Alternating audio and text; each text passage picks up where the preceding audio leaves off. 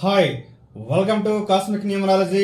నేను మీ Nishant, astro numerologist and vastu specialist and expert in name correction by advanced 14 dimensions. ఈ రోజు మన టాపిక్ ఏంటంటే ఒక వ్యక్తికి లక్కీ సైడ్ ని కనుక్కోవడం ఎలా, దానికంటే ముందుగా లక్కీ సైడ్ ని ఎన్ని విధాలుగా కనుక్కోవచ్చు అనే విషయాన్ని తెలుసుకుందాం. ఇందులో ముందుగా మనకి ఆస్ట్రాలజీ పరంగా, న్యూమరాలజీ పరంగా రెండు విధాలుగా కనుక్కోవడం జరుగుతుంది. అంటే ఈ న్యూమరాలజీ అనేది ఆస్ట్రాలజీ ద్వారా వచ్చినప్పటికీ కూడా మనం న్యూమరాలజీలో కేవలం నెంబర్స్ బేసిస్ మీద మాత్రమే మనం దీన్ని సూచించడం అనేది జరుగుతుంది కాబట్టి మనం దీన్ని సెపరేట్ గా తీసుకుంటున్నాము. సో ఆస్ట్రాలజీ, న్యూమరాలజీ అనే రెండు మార్గాల్లో కూడా మనం ఒక లక్కీ సైడ్ ని డిసైడ్ చేయవచ్చు. అయితే ముందుగా మనం అసలు ఆస్ట్రాలజీలో ఎన్ని విధాలుగా కూడా మనం ఒక లక్కీ సైడ్ ని కనుక్కోవచ్చు అనే విషయాన్ని ఇప్పుడు చూద్దాం. ఈ విధంగా చూసినట్లయితే మనకి ఆస్ట్రాలజీలో నెంబర్ 1 చూసినట్లయితే మనకి ఒక పేరు యొక్క మొదటి అక్షరం తీసుకొని వారికి ఎటువంటి సైడ్ లక్కీ సైడ్ గా వస్తుందనే విషయాన్ని గుర్తించవచ్చు అనమాట. ఆ విధంగా చూసుకున్నప్పుడు వీళ్ళకి 8 వర్గాలుగా ఉంటుంది. అంటే ఒక లక్కీ సైడ్ ని వర్గు ద్వారా ఏ విధంగా నిర్ణయించాలనేది ఈ విషయం అన్నమాట. ఇందులో చూసినట్లయితే మనకి 8 రకాల వర్గులు ఉంటాయి. మొదటిదేమో ఆ వర్గు, తర్వాత ఏమో ఖా వర్గు, తర్వాత చా వర్గు, తర్వాత టా వర్గు, తర్వాత తా వర్గు, తర్వాత పా వర్గు, తర్వాత యా వర్గు, తర్వాత శా వర్గు. సో ఈ అష్టవర్గుల ద్వారా మనకి ఒక దిక్కు అనేది ఏ దిక్కు కలిసి వస్తుంది అనేది మనకి ఆస్ట్రాలజీలో చూపించడం జరుగుతుంది అనమాట. ఇక్కడ ఆ అంటే ఆహా వరకు, కా అంటే కా నుంచి జ్ఞా వరకు, చా అంటే చా నుంచి ఇంజ్ఞా వరకు, టా అంటే టా నుంచి నా వరకు, తా నుంచి నా వరకు, పా అంటే మా వరకు, యా అంటే ఏరల వరకు, తర్వాత సే అంటే బండెర వరకు. సో ఈ విధంగా వర్గులు అనేవి మనకి నిర్ణయించడం అనేది జరిగింది. వీటిలో మనకి ఆ వర్గు, ఖచ్చిత తప వర్గు, యా వర్గు, శా వర్గు అని మనకి 8 రకాలుగా విభజించడం జరిగింది అనమాట. సో ఈ విధంగా చూసుకున్నప్పుడు మనకి ఈ వర్గుల ద్వారా వచ్చేటువంటి రిజల్ట్ ఎంత వరకు ఉంటుందంటే మనకి 50% మాత్రమే ఉంటుంది. ఇది మెయిన్ చెప్పుకోవాలంటే మనకి డేట్ ఆఫ్ బర్త్ లేని వారికి చాలా ముఖ్యంగా కూడా ఉపయోగపడుతుందని మనం చెప్పవచ్చు. నెక్స్ట్ విషయాన్ని మనం చూసినట్లయితే నక్షత్రం ద్వారా మనకి లక్కీ సైడ్ ని కనుక్కోవడం ఎలా అనేది మనకి 27 నక్షత్రాలు ఉంటాయి. ఒక్కొక్క నక్షత్రానికి కూడా ఒక్కొక్క గ్రహాధిపతి ఉండడం అనేది జరుగుతుంది. దీని ద్వారా నిర్ణయించబడిన అదృష్ట దిక్కు మనకి 75% వరకు ఫలితాన్ని ఇస్తుంది.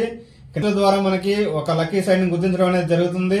ఈ రాశులు కూడా 12 రకాల రాశులు ఉంటాయి. ఒక్కొక్క రాశికి ఒక్కొక్క గ్రహాధిపతి ఉండడం జరుగుతుంది. దాన్ని బట్టి అదృష్ట దిక్కుని ఇవ్వడం జరుగుతుంది. సో దీని ద్వారా మనం లక్కీ సైడ్ ని తీసుకున్నట్లయితే మనకి 60% వరకు మనకి రిజల్ట్ అనేది రావడం జరుగుతుంది. నెక్స్ట్ విషయాన్ని మనం తీసుకున్నట్లయితే న్యూమరాలజీ పరంగా ఒక లక్కీ సైడ్ ని డిసైడ్ చేయడము. ఈ లక్కీ సైడ్ ని డిసైడ్ చేసేటప్పుడు మనకి న్యూమరాలజీలో మొదటిగా మనం స్టార్టింగ్ లెటర్ ని తీసుకుంటాము. ఈ స్టార్టింగ్ లెటర్ ద్వారా అంటే మనకి ఇంగ్లీష్ లెటర్స్ లో మనకి ఏ నుంచి జెడ్ వరకు 26 లెటర్స్ ఉంటాయి కదా. ఈ 26 లెటర్స్ లో మనకి మన నేమ్ యొక్క స్టార్టింగ్ లెటర్ ఏదో తెలుసుకొని దాని ద్వారా దిక్కుని అనేది నిర్ణయించడం జరుగుతుంది. సో ఈ స్టార్టింగ్ లెటర్ ద్వారా మనకి నిర్ణయించేటువంటి దిక్కు అనేది మనకి 50% వరకు మనకి రిజల్ట్ ఇవ్వడం అనేది జరుగుతుంది. ఇంకా నెక్స్ట్ చూసినట్లయితే బర్త్ నెంబరు లేదంటే రూలింగ్ నెంబరు. ఈ న్యూమరాలజీలో బర్త్ నెంబరు లేదా రూలింగ్ నెంబర్ బేస్ చేసుకుని మనకి లక్కీ సైడ్ ని డిసైడ్ చేయడం జరుగుతుంది.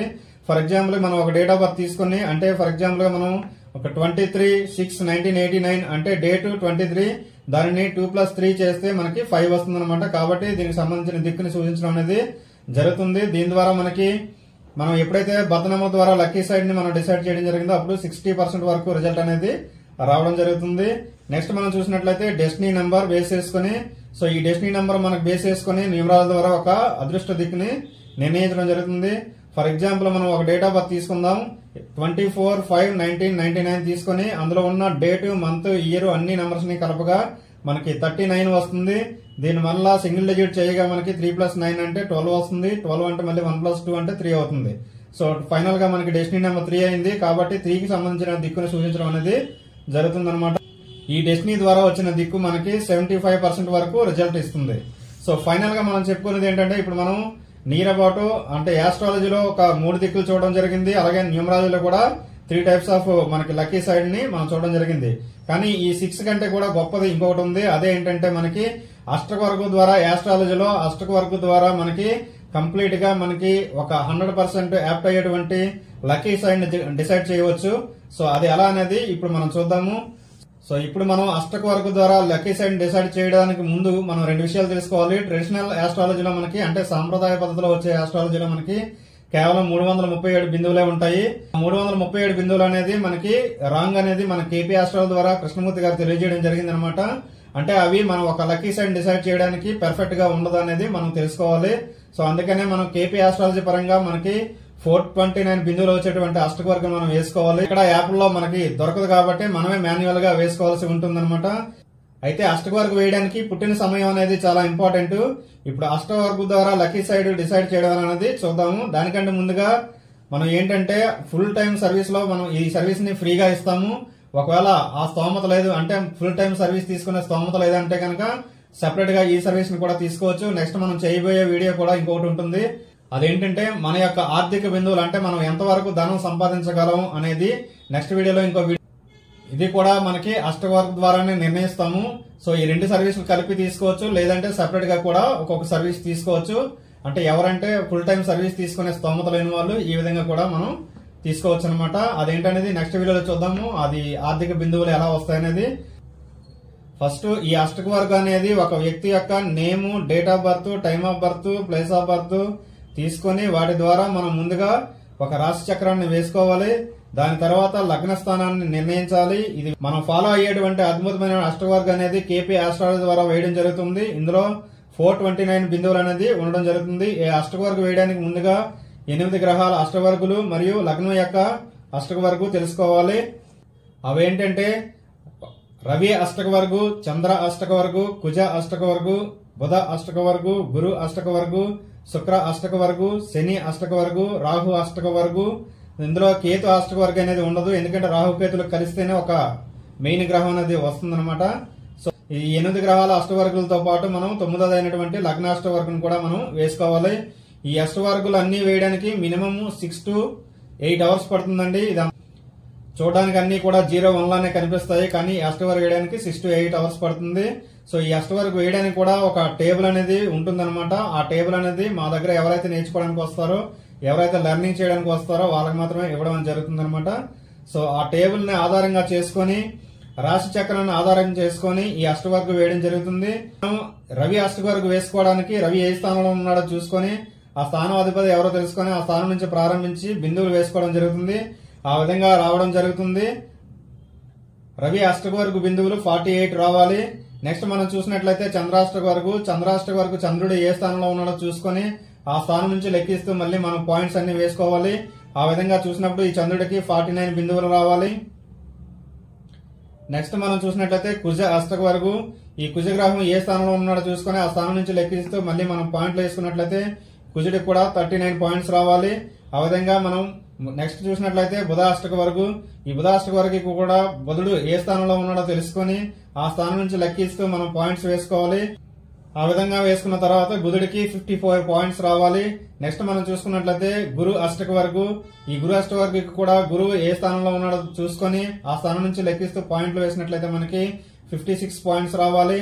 నెక్స్ట్ మనం చూసినట్లయితే శుక్ర అష్టకవర్గు, ఈ శుక్రుడు ఏ స్థానంలో ఉన్నాడో తెలుసుకొని అదే విధంగా మనం పాయింట్లు వేసుకుంటూ వచ్చినట్లయితే దీనికి కూడా 56 పాయింట్స్ రావాలి. నెక్స్ట్ మనం చూసినట్లయితే శని అష్టకవర్గు, శని ఏ స్థానంలో ఉన్నాడో చూసుకుని అక్కడి నుంచి మనం పాయింట్లు వేసుకుంటూ వచ్చినట్లయితే మనకి శనికి కూడా మనం 39 పాయింట్స్ రావాలి. అదేవిధంగా రాహు అష్టవర్గు కూడా మనం ఏ స్థానంలో ఉన్నాడో చూసుకొని పాయింట్లు వేసినట్లయితే 43 పాయింట్స్ రావాలి. అదేవిధంగా మనకి లగ్నం చూసుకున్నట్లయితే లగ్నం ఏ స్థానంలో పడిందో చూసుకొని ఆ స్థానం నుంచి లెక్కిస్తూ మనం పాయింట్లు వేసుకోవాలి. ఆ విధంగా పాయింట్లు వేసుకున్న తర్వాత లగ్నానికి 45 పాయింట్స్ రావాలి. ఇప్పుడు 8 గ్రహాలకి ప్లస్ లగ్నానికి కలిపి మొత్తం పాయింట్స్ వేసుకుని టోటల్ గా యాడ్ చేసినట్లయితే మనకి ఇవన్నీ కూడినట్లయితే మనకి కంప్లీట్ గా 429 బిందువులు రావాలి. ఈ విధంగా వస్తేనే పెర్ఫెక్ట్ గా వచ్చినట్టు, లేదంటే మనం ఎక్కడో మిస్టేక్ చేసినట్లే. ఇప్పుడు మనకు వచ్చినటువంటి 9 అష్టకవర్గులని ఒక సర్వాష్టక వర్గులో వేసుకోవాలి. సర్వాష్టక వర్గం అంటే ఈ 9 కలిసి ఉన్న అష్టకవర్గులని మనం సర్వాష్టక వర్గని అంటాము. దీనిలో హారిజెంటల్ గా మనం మేషం నుంచి మీనం వరకు వేసుకోవాలి. వర్టికల్ గా ఈ 8 గ్రహాల యొక్క అష్టకవర్గులు మరియు లగ్నం యొక్క అష్టకవర్గు వేసుకోవాలి. ఇప్పుడు క్రింద లైన్ లో హారిజెంటల్ గా కూడిన 429 బిందువులు రావాలి. అదేవిధంగా వర్టికల్ గా కూడిన 429 బిందువులు అనేవి రావాలి, లేదంటే మనం ఎక్కడో మిస్టేక్ చేసినట్లే. ఈ విధంగా వేసుకున్న తర్వాత మళ్ళీ మనం ఒక్కొక్క గ్రహానికి మరియు లగ్నానికి మేషం నుంచి మీనం వరకు గల బిందువులను సర్వాష్టక వరకు చూసి వేసుకోవాలి. అలా వేసుకున్న తర్వాత ఈ విధంగా వస్తాయి 8 గ్రహాల అష్టక వర్గులు, లగ్నం యొక్క వర్గు ఈ విధంగా వస్తాయి. ఇప్పుడు మనకి 4 దిక్కులకి 4 ఫార్ములాస్ ఉంటాయి. ఆ ఫార్ములాలో ఆ విలువను అప్లై చేస్తే దానిలో మనకి ఏ దిక్కుకి ఎక్కువ పాయింట్లు వస్తే ఆ దిక్కు వారికి లక్కీ దిక్కుగా మనం చెప్పడం జరుగుతుంది.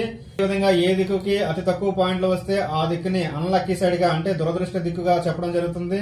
ఫర్ ఎగ్జాంపుల్ ఇక్కడ మనం తీసుకున్నట్లయితే నార్త్ కి మనం ఫార్ములా తీసుకుందాము. కర్కాటకం ప్లస్ వృశ్చికం ప్లస్ మీనం. సో ఇక్కడ మనం సర్వాస్ట్ వరకు చూసినట్లయితే కర్కాటకంలో మనకి 36 బిందువులు రావడం జరిగింది. అదేవిధంగా వృశ్చికానికి 34 పాయింట్లు రావడం జరిగింది. అదేవిధంగా మీనానికి మనకి 42 పాయింట్లు రావడం జరిగింది. సో ఈ విధంగా చూసినప్పుడు మనకి టోటల్ చేస్తే 112 పాయింట్లు రావడం అనేది జరిగింది అనమాట. సో ఈ విధంగా చూసినప్పుడు మనకి మిగతా అన్ని నేను చేశాను ఆల్రెడీ. మిగతా 3 దిక్కులకు కూడా నేను చేయడం అనేది జరిగింది అనమాట. అంటే ఈస్ట్ వెస్ట్ సౌత్ దిక్కు కూడా నేను చేయడం అనేది జరిగింది. సో ఆ దిక్కులంటికి కూడా దీనికంటే తక్కువ పాయింట్లు వచ్చాయి కాబట్టి మనం ఈ నార్త్ ని మనం అదృష్ట దిక్కుగా వీళ్ళకి సూచించడం అనేది జరిగింది అనమాట.